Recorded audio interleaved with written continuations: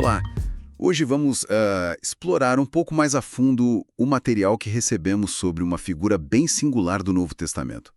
Lucas, aquele conhecido como o médico amado, né? Isso.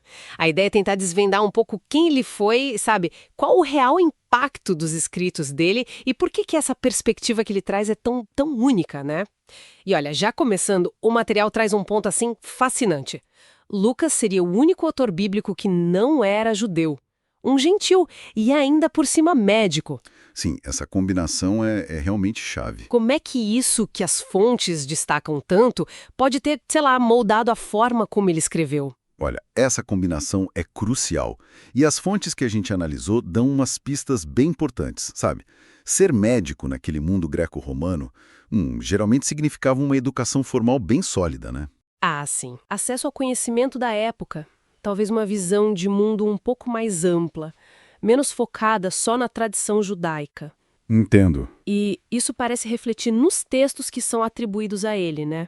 O Evangelho e Atos dos Apóstolos, que juntos, aliás, dão mais de um quarto do Novo Testamento. É bastante coisa. Nossa, mais de um quarto. E sobre essa qualidade literária que você mencionou, o material fala em grego refinado. O que isso quer dizer na prática, assim, no contexto? Bom, significa um domínio do grego que ia além do comum para a época, sabe? Não era só o grego do dia a dia. Isso indica não só a educação, mas, tipo, a capacidade de usar a língua com precisão, com nuance, até com uma certa beleza literária, o que é um diferencial nos escritos dele. Ah, legal. Essa habilidade permitiu que ele construísse narrativas bem detalhadas, bem estruturadas. A gente vê isso na organização do Evangelho e de Atos. Atos, principalmente, narrando a expansão da igreja logo depois da ascensão de Jesus.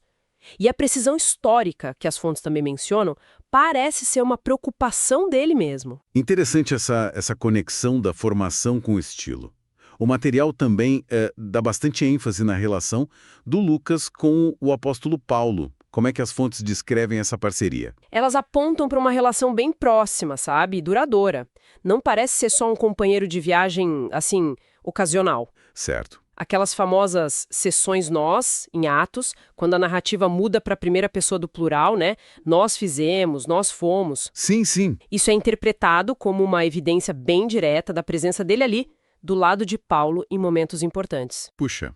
E o próprio Paulo, né, numa das cartas, ele fala: só Lucas está comigo. Isso sugere uma lealdade, assim, impressionante, ainda mais em tempos difíceis.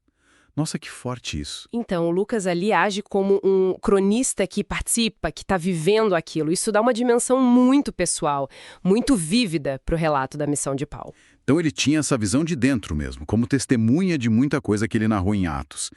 E falando dos escritos em si, um ponto que o material realmente assim aprofunda bastante é o jeito como Lucas retrata a compaixão de Jesus. Exatamente. Esse é um tema muito forte nos textos que a gente analisou. É E recorrente. como isso aparece. As fontes destacam muito a atenção especial que Lucas dá para os marginalizados, sabe? Os pobres, os doentes, as mulheres que tinham um papel bem secundário na época, os samaritanos, os não-judeus.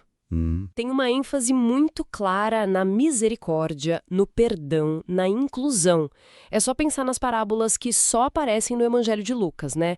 A do bom samaritano, a do filho pródigo. Verdade, essas são marcantes. Elas carregam essa marca da compaixão universal, assim, de forma muito explícita. Essa sensibilidade com os excluídos é algo que realmente salta aos olhos quando a gente lê as passagens que o material cita.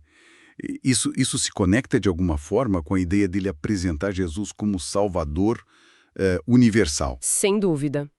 Teologicamente, essa é uma das grandes contribuições que as fontes apontam. Ao mostrar Jesus interagindo, oferecendo salvação para todos esses grupos, Lucas estaria, sim, reforçando a ideia de que a mensagem cristã ultrapassa barreiras étnicas, sociais. Entendi, não era só para um grupo. Exato. Não é um evangelho só para judeus, mas, para toda a humanidade.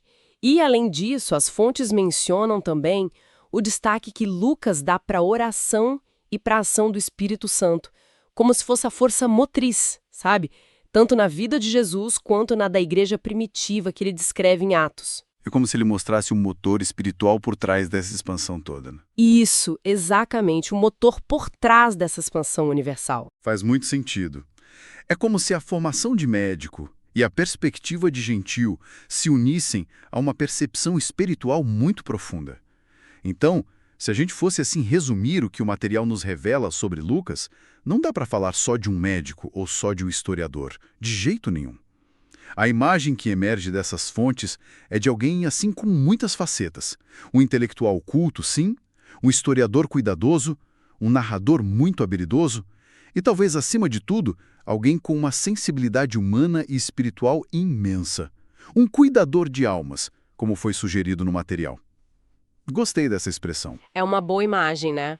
Os escritos dele nos deixaram essa visão detalhada, compassiva e universalista de Jesus e do comecinho do movimento cristão. Essa visão moldada por um olhar que é culto, mas ao mesmo tempo tão atento à condição humana. É realmente poderosa. Isso nos deixa com uma reflexão final interessante que o próprio material provoca, né? Pensando nessa formação única de Lucas como um médico, alguém treinado para observar, para cuidar do bem-estar físico. Sim. Como será que essa mentalidade focada na cura, na compaixão física e espiritual, pode ter influenciado não só o conteúdo do que ele escreveu, mas a própria forma como as gerações depois dele passaram a entender a essência do Evangelho e a figura de Jesus? Boa pergunta. Como essa perspectiva tão singular de um médico das almas ainda reverbera hoje em dia? Fica aí pra gente pensar, né?